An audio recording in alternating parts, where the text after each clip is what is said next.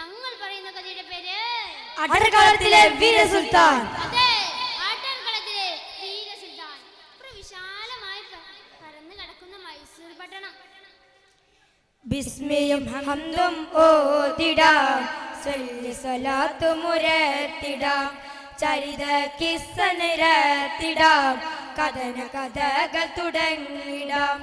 മൈസൂരൻ തൻ പൂങ്കനി, ഹൈദരലി തൻ തേങ്കനി, സുരജില സുരമേ അസ്സലാം. വിശാലമായി പരന്നു കിടക്കുന്ന മൈസൂർ പട്ടണം. പട്ടണമാകെ ശബ്ദ കോലാഹലം. ഒരു ഭാഗത്താവട്ടെ വൈക്കച്ചവടക്കാർ പൊടി പൊടിക്കുകയാണ്, മറുഭാഗത്താവട്ടെ വിവിധ ഇനം ജോലികളിൽ നിൽക്കുന്ന ജനങ്ങളുടെ വന്നിരക്കും അങ്ങിങ്ങായിരിക്കുന്ന പാറാവുകാരും. അങ്ങോട്ട് നോക്കൂ, അവിടെ എന്തോ കാണുന്നുണ്ടല്ലോ. മൈസൂർ കൊട്ടാരമാണത്. അവർ എന്തോ ആഘോഷ പ്രതിനിധിയിലാണല്ലോ. എന്താണത്? ഏറെ പുകളായി ആറ്റിൽ കണിയായി ഹൃദയ കുൽസായി വിടർന്നിടുന്നേ. ഏറ്റം അജപാലെ ഏറ്റം മധുകാലെ വിടർന്നിടുന്നേ.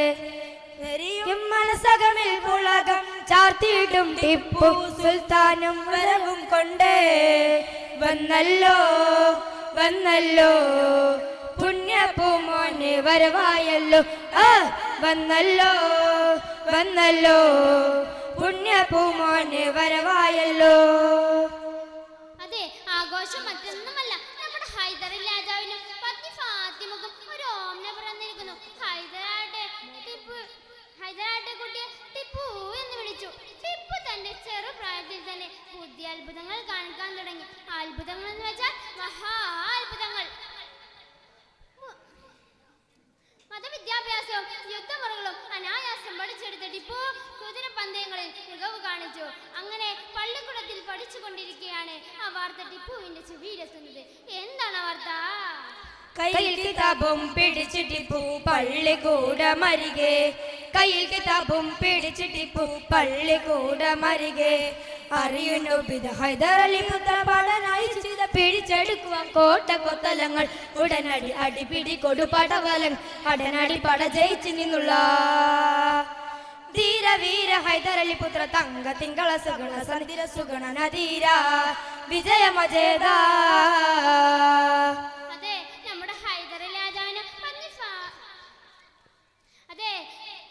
അതെ, ഹൈദരലിക്കെതിരെ ബ്രിട്ടൻ പടയൊരുക്കം നടത്തിയിരിക്കുന്നു. ഇത് കേട്ടതും തുറന്നു വെച്ചിരിക്കുന്ന പുസ്തകങ്ങൾ അടച്ചു വെച്ചുകൊണ്ട് പിതാവിന്റെ ശബ്ദത്തിലേക്ക്, ഉപ്പ, അങ്ങ് പോർക്കളത്തിലേക്ക് ഞാൻ ഇവിടെ കൊട്ടാരത്തിൽ നിന്ന് സുഖിക്കുകയോ? ഇല്ല, ഒരിക്കലുമില്ല, ഞാൻ അങ്ങയുടെ കൂടെ പോർക്കളത്തിലേക്ക്. ഇത് കേട്ടതും പിതാവ് ഞെട്ടി. എന്തേ ഇത്രയും ചെറുപ്രായത്തിൽ തന്നെ പോർക്കളത്തിറങ്ങല്ലോ?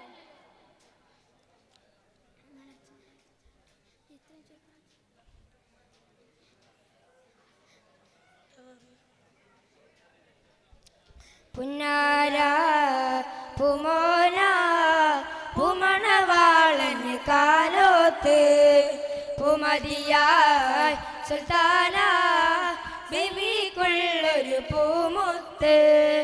പുന്നാര പുമോന പുമണവാളന് കാലോത്ത് പുമതിയായി സുൽത്താന സയ്യിദ് ബീവിയും അണയുന്നേ.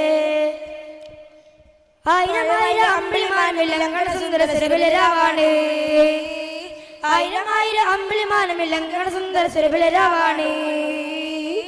പുന്നാര പുമോന പുമണവാളന് കാനോത്ത് പുമതിയാ സുൽത്താന സയ്യിദ് ബീവിയും അണയുന്നേ.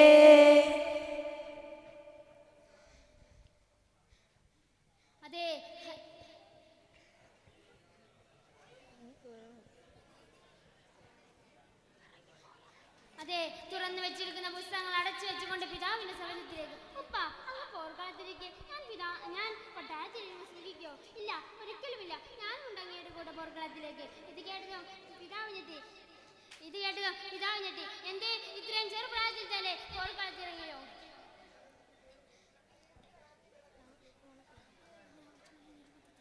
അങ്ങനെ ആ കൊച്ചുമകന്റെ നിർബന്ധത്തിന് അങ്ങനെ ആ കൊച്ചുമകന്റെ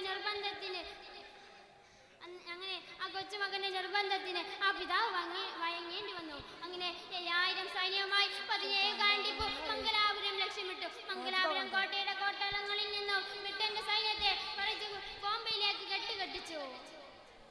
ശത്രു താണ്ഡവങ്ങളിൽ കോട്ടയും പുളകിയെ ബ്രിട്ടന പറഞ്ഞതിൽ ടിപ്പുവും ഞെട്ടിയെ ധീരരാടിടാൻ അടിയണി നയിച്ചിടെ ശത്രു സൈന്യമേറതും പതിച്ചതും നിന്നിടേ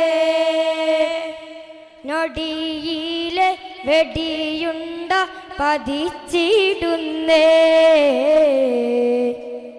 ശത്രു തന്തുർ മുഖങ്ങളിൽ ചിരി വിടരുന്നേ മൈസൂരിൻ രണഭൂവിൽ ഷഹീദാകുന്നേ ആലമാകെ ടിപ്പുവിനാൽ സലാമോതുന്നേ.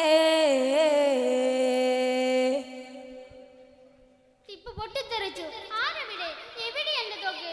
ഇയേട്ട കൈകളെ തോക്ക് പിടിച്ച് കുതിരപ്പുറത്ത് പാഞ്ഞു കയറി. ഇതേ സമയം ഒരാൾ പിറകിൽ നിന്ന് വിളിച്ചു പറഞ്ഞു, ആയുധം തിരികെ വെച്ചാൽ മാപ്പ് തരാൻ ഞങ്ങൾ സന്നദ്ധരാണ്. ഇയേട്ടതും പിതാവ്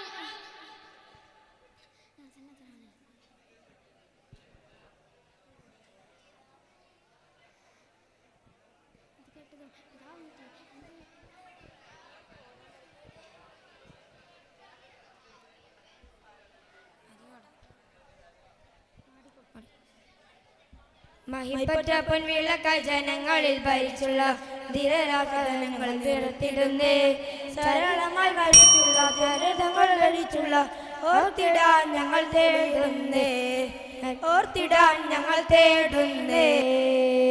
ഇത്രയും പറഞ്ഞ് ഞങ്ങൾ നിർത്തുന്നു. അസ്സലാമു അലൈക്കും. ഇതോടുകൂടി സാനിയ വിഭാഗം സ്പീച്ച് ആൻഡ് സോങ് അവസാനിച്ചിരിക്കുന്നു.